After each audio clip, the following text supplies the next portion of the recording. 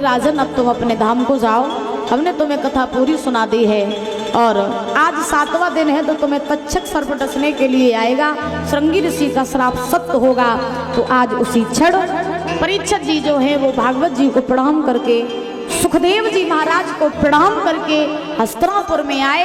परीक्षित जी के पुत्र थे जनमेजय, उनका राज्य तिलक करवाया और परीक्षित जी तक्षक के आने की राह देखने लगे।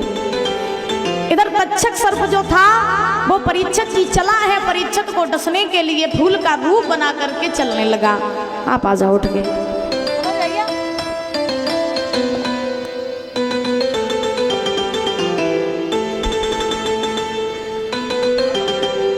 आ जाइए आप।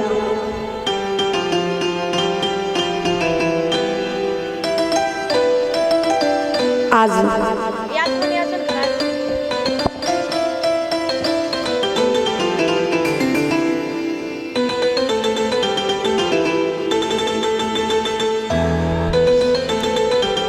आज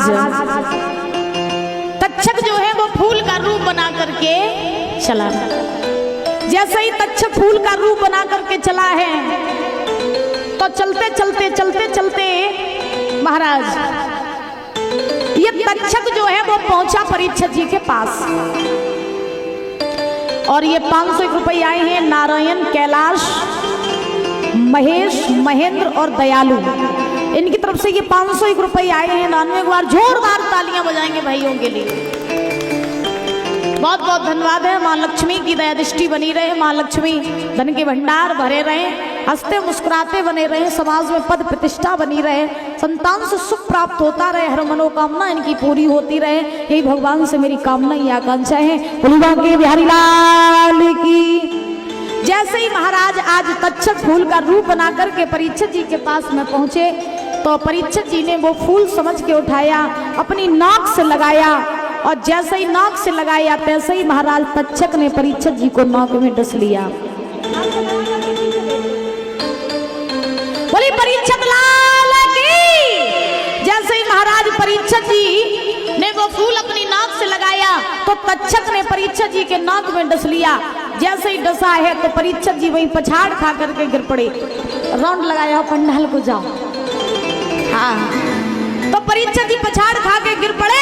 वैसे ही भगवान के दूत आए, भगवान के विमान आए, परीक्षित जी को विमान में बैठाल करके परम धाम को ले गए। इस प्रकार से परीक्षित जी की मुक्ति हुई। बोलिए परीक्षित लाल की, बोलिए सुखदेव जी महाराज की, बोलिए श्रीमद् भागवत महापुराण की। इस प्रकार से परीक्षित जी का मोक्ष हुआ 7वें दिन और परीक्षित जी को महाराज भगवान की प्राप्ति हुई।